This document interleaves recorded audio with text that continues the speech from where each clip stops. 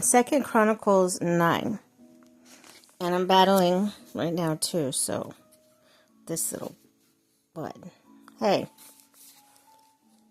What are you... Quit chewing on my thing there. Okay. The Queen of Sheba visits Solomon. When the Queen of Sheba heard of Solomon's fame, she came to Jerusalem to test him with hard questions. Arriving with a very great caravan with camels carrying spices, large quantities of gold, little bit, and precious stones, she came to Solomon, and talking with him about all she had on her mind, Solomon answered all her questions. Ow! Nothing was too hard for him to explain to her. When the Queen of Sheba saw the wisdom of Solomon, as well as the Hey! No! Stop it. As well as the palace he had built, the food and his tables better be nice. The seating offering to the officials, the attending servants and their robes, and attending cupbearers and their robes, and the burnt offerings he made at the temple of the Lord. She was overwhelmed. Excuse me. Ow. She said to the king, "The report I heard in my country was about your achievements, and your wisdom is true. But I did not believe..." Leave it alone. "I did not believe what they said until I came and saw it with my own eyes. Indeed, not even half the greatness of your wisdom was told to me. You have far exceeded the report I have heard. How..." Ouch. Stop it. Nice. Okay. Anyways. "How happy your people must be. How happy your officials who continually stand before you and hear your wisdom. Praise be to the Lord your God, who has delighted in you and placed you on his throne as a king to rule for the Lord your God, because the love of your God for Israel and his desire to uphold them forever. He has made you king over them and maintain justice and righteousness." Then she gave the king 120 talents of gold, large quantities of spice and precious stones. There he never been such spices as those the Queen of Sheba gave to King Solomon. The servants of Hiram and the servants of Solomon brought gold from afar. They also brought algum wood and precious stones. And the king used the algum wood to make steps in the temple of the Lord for the royal palace, and make harps and lyres for the musicians. Nothing like them have ever been seen in Judah. King Solomon gave the Queen of Sheba all she desired and asked for.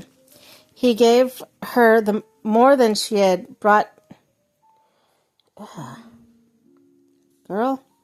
with to him. She left and returned with...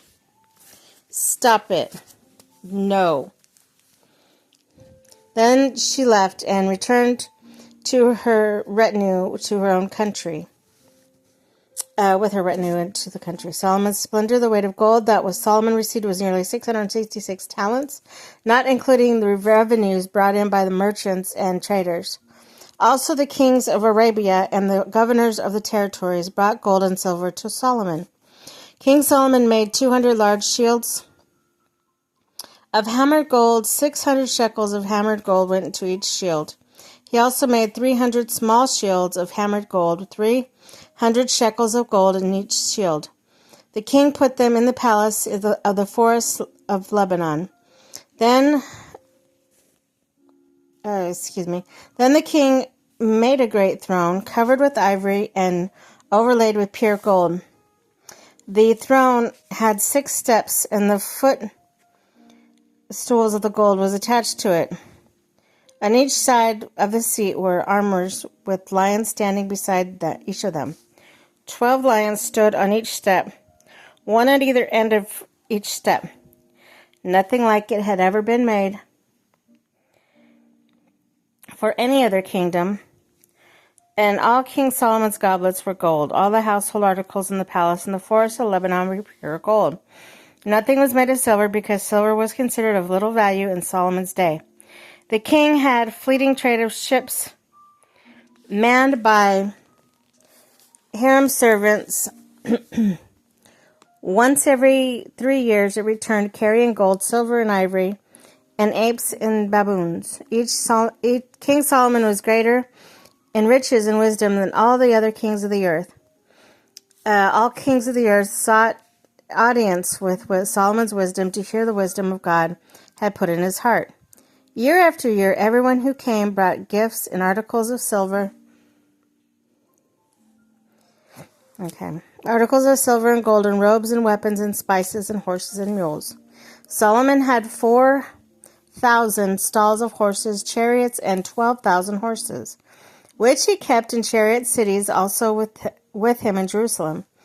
He ruled over all the kings from the Euphrates River to the land of the Philistines, as far as the borders of Egypt. The king made silver as common in Jerusalem as stones, the cedar as plentiful as sycamore fig trees in the foothills. Solomon's horses were imported from Egypt and from other countries.